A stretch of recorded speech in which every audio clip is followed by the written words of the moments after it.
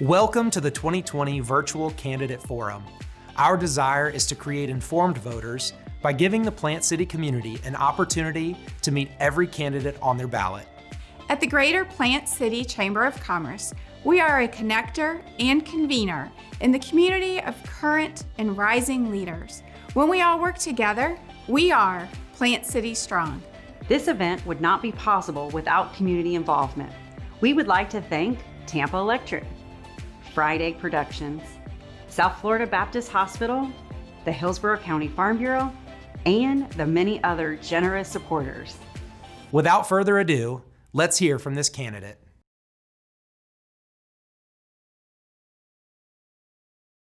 Hi, I'm Tina Pike, and I'm a member of the Greater Plant City Chamber of Commerce. Today, I have the pleasure of speaking with Kathy Lewis, and she is running for State Senate District 20. Kathy, can you give us a quick introduction of yourself? Yes, again, I'm Kathy Lewis, and I am a candidate for State Senate District 20. It's a special election. You know, this is our second time running. We ran in the 2018 election, and we were very competitive. So when the current senator resigned a month ago or so, we decided to gear up again, and here we are. So, but a little bit about me is, you know, I've been told my entire life, you know, my entire childhood, that things were unwinnable, and most of my adulthood. And parts of even our party said that this seat is an unwinnable seat, but they don't know me. You see, I'm from Baltimore, Maryland. I grew up in one of the worst places in the country, an unwinnable place, surrounded by poverty, gun violence, illegal drug use, learned helplessness, unwinnable every turn. And every day of my life, there was an active shooter outside. I have a cousin who was shot by a stray bullet, miraculously survived. Another cousin's daughter, 4 years old, shot by a stray bullet, miraculously survived, but has, you know, debilitating brain damage. My friend at age 15, head blown off with a shotgun at age 15, accidentally. And my own mother was shot by a stray bullet and miraculously survived. And she's 86 years old now. That happened when I was 10 years old. So when you hear about this gun violence and in poor neighborhoods, it's not just bad people shooting and killing bad people. None of my family members were criminals. We were just poor. My father was one of the first African-American firefighters in Baltimore. My mother was a homemaker. And I scratched and clawed my way out of the hood, if you will. I got to Johns Hopkins University. I graduated from there. I met my husband there, who also graduated from Johns Hopkins. I have, and my husband, an interesting thing is my husband has a bachelor's, a master's, an MD, a PhD, and an MBA, and he is an African-American man, so I like to brag about that a little bit. So we value education. I have a daughter, graduated from Johns Hopkins as well, was a Fulbright Scholar, Rhodes Scholar finalist, and lived in Korea and is fluent in Korean. And I have a younger daughter with a disability. And I can tell more about why I'm running, because that is why I'm running. But I didn't tell you all that about the gun violence just to sensationalize anything. I tell you that because escaping poverty leaves you with a very particular set of skills.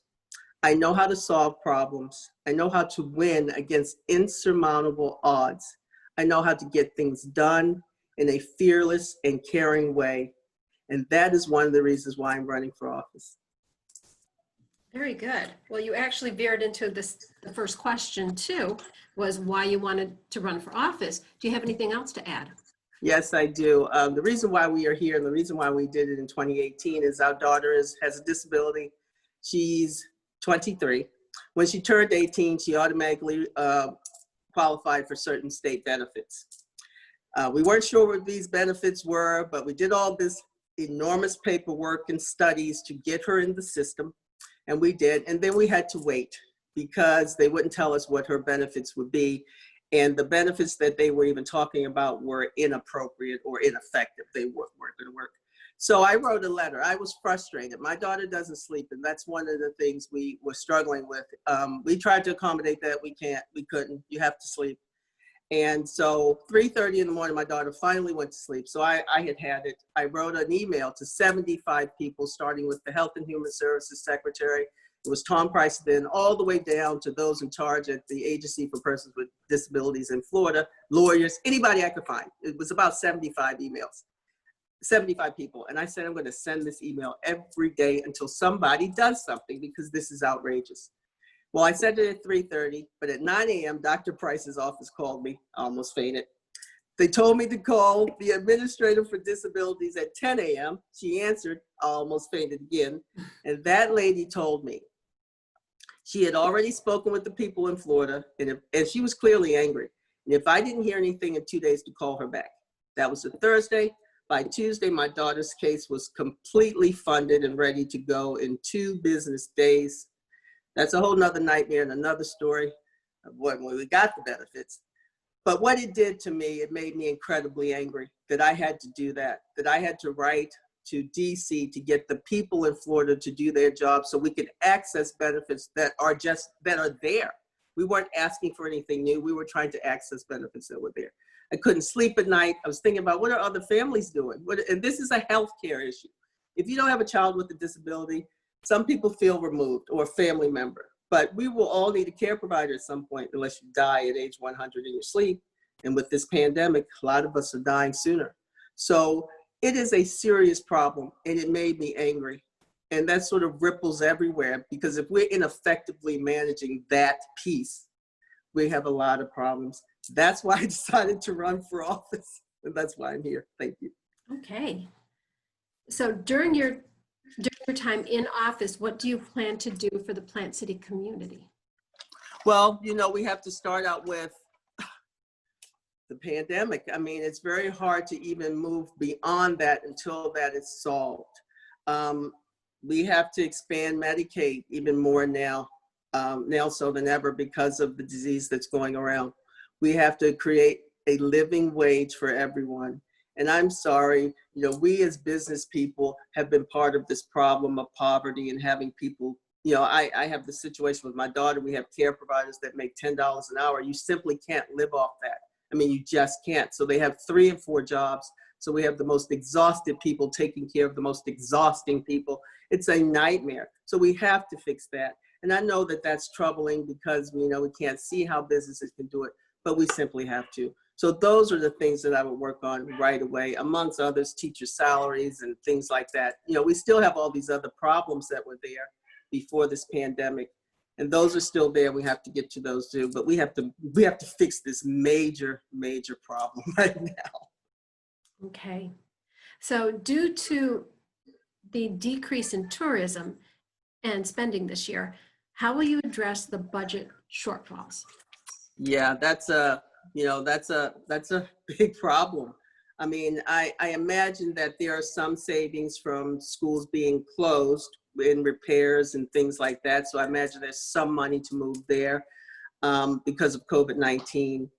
But there also has to be some savings in this standardized testing. That is one of my other issues that I would like to address. I assume, I don't know if we're going to test or have tests, but I assume that there is some savings there with that money.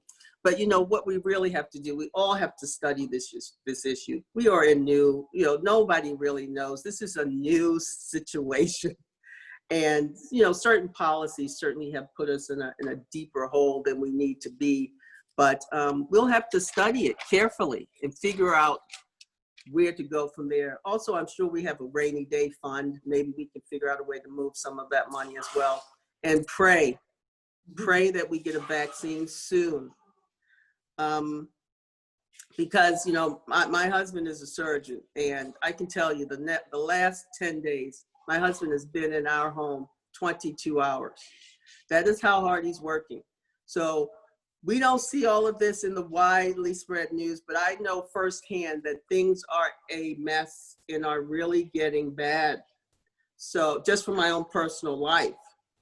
And the ironic thing is, right now, our retirees are basically the only ones with a guaranteed income. And we have to keep our retirees safe and healthy so they can continue to support our economy, because it's just ironic that that's the only one in this crazy pandemic that really have a guaranteed salary, because everything seems to be on shaky ground. So that's it. Okay.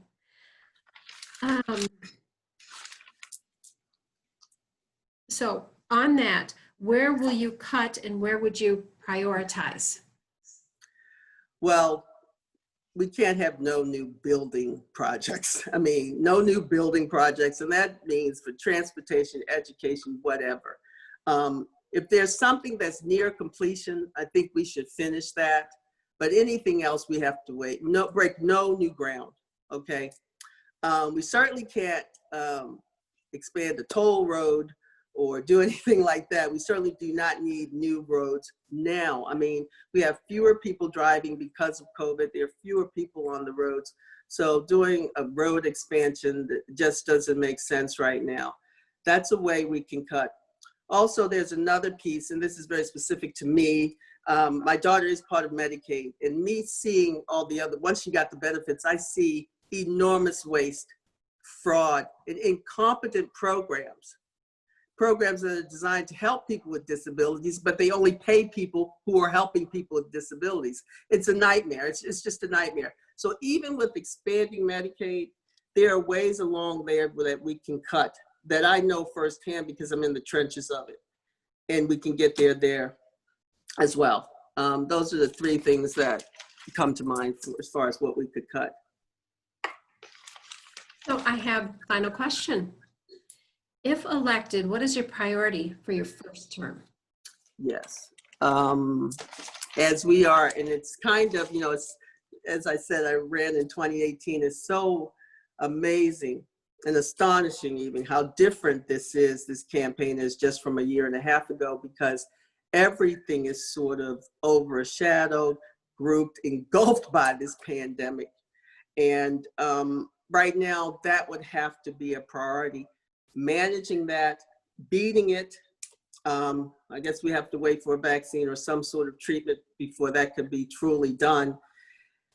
But expand Medicaid again so that those who have lost their jobs because of COVID and those who get sick because of COVID who have lost their jobs have some protection there.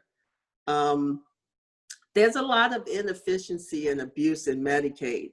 And as a person who is in it, I would never have thought that, because I always thought they always want to pick on the people who can't advocate for themselves. But I see it firsthand, and there is money in there that we can save with these sort of silly programs they have that don't benefit these people with disabilities at all.